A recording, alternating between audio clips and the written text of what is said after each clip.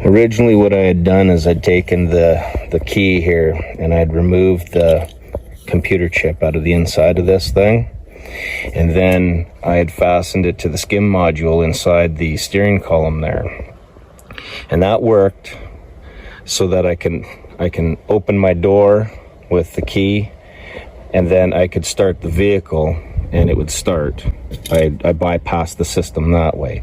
It wouldn't let you start the vehicle without using the chip key. Like it would start for 10 seconds and stop, right? So you need to fasten that computer chip close to the skim immobilizer there, and then that basically kind of tricks it and lets it think that the key is in the ignition, and it'll allow you to start and run the vehicle. That's fine, but I still had a problem with the alarm. So I come in here with my normal key and I'm gonna open up the Jeep.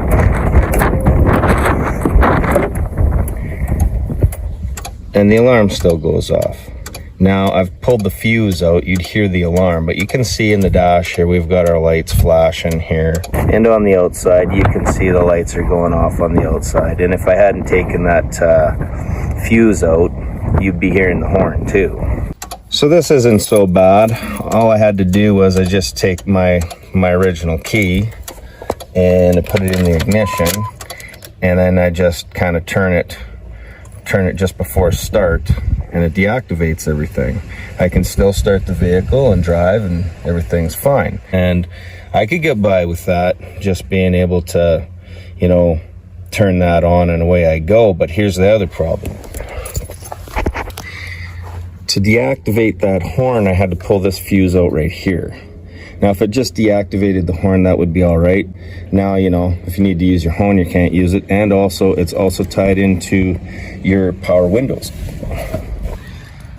So now my power windows don't work. I've been getting by like that. No windows, no horn. Now today, I'm gonna find a way to fix this thing so we don't have that problem anymore. Now, if you take your factory manual here and you turn it to page 30 and you read to set the alarm, what we're looking at here is this part here where it says located in the instrument cluster will flash rapidly for about 16 seconds to signal that the system is alarming. Now this is, as I was saying, if I opened up my door right away after I locked it when I was testing it, the alarm didn't go off. And that's what it's saying here. During this 16-second arming period, opening any door or swing gate will cancel the alarming. So initially I thought I had it beat because I tested it right away.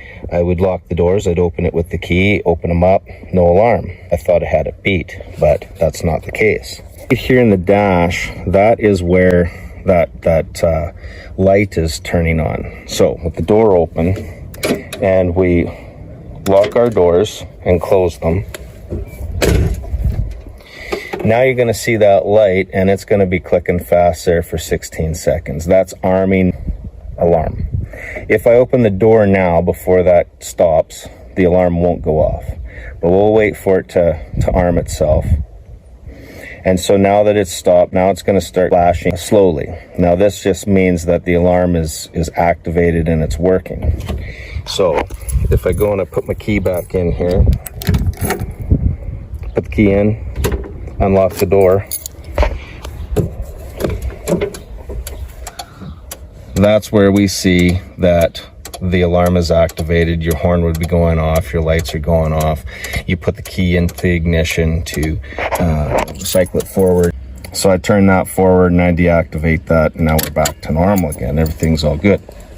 So we're looking in the book here again, and what we want to look up is see if there's another fuse that we can pull to help us out with this alarm issue. So it starts on page 347 here, and as we go through the pages and we look at the fuses and stuff, what we want to look at is fuse 33, which is a 10 amp, and it says skim module data link connector. So that skim module is what's in the ignition, right? So I pulled that fuse. That's this one here, and when we take a look at our cover, it'll tell us which location is 33, which is down at the bottom, which is right here. in our fuse panel. So I pulled that and I tried it again. Still no difference, right? We still got that alarm going off. I've bypassed the alarm on the Grand Cherokees by disconnecting key lock cylinder indicator. So that's what I was looking at on this Jeep. Difference with this Jeep is that this is the driver's side door, and it's the only one that has a key. Passenger door doesn't have a key. Liftgate doesn't have a key either. So that means that the only key lock cylinder indicator would just be on the driver's door, because it's the only one that has the key, and it's the only one that if you use the key to open, you would activate your alarm. So the first thing I do to get at that key lock cylinder, I got to remove the panel. So there's going to be one screw right there behind our handle here. There's a cover, you remove the cover, then there's a screw in behind there that you remove, and there's one screw right there. After you've removed those two screws only, then you got to pry all around the perimeter of the panel, and you want to pop it free. And these are all your white fasteners that pop out of the holes. So once you've popped all those loose, and these are the ones at the top here that you really got to watch for, that kind of hold you back a little bit. Once you've popped that all loose, there's the electrical connector that you disconnect for your door locks here, and then for your power mirrors. And then once you've disconnected those, then on your handle, you just got to disconnect this linkage on here. So behind the door panel is this plastic dust shield in there. But before you can remove that, you got to remove your speaker, because it kind of holds it in place there. So you just got 3 screws holding that speaker in. Then you just unplug it. Once you've done that, then you can remove that white dust cover. This is kind of what you're left with. So what I'm looking at is I want this wiring in here that goes to our actuator. It's hard to see, and it's even harder to get at. You pretty much have to remove the actuator to unplug this electrical plug. So it's 3 T30 Torx bolts. You take those out and then slide that back, and then you just remove the electrical plug. You just remove those 3 bolts there, slide the actuator unit back, and then you got your little pinches and you pull this and you unplug it. The reason why you can't get it is because it is so close in here that you physically can't get in there to disconnect that. After we've disconnected that plug there and we've reinstalled our actuator, we're still going to use our master switch. Now, the master switch will work on all the other doors, but not this one, because obviously we have it disconnected. So we take the master switch, and what we're going to do is we're going to lock the doors, and we're going to close the door. And after closing the door, we see that we don't have in the dash any light. So that means that we've disabled the alarm and it's not activating. We'll use our key to open it, and we don't have any flash, we don't have anything going on, because we've effectively deactivated this thing by unplugging this.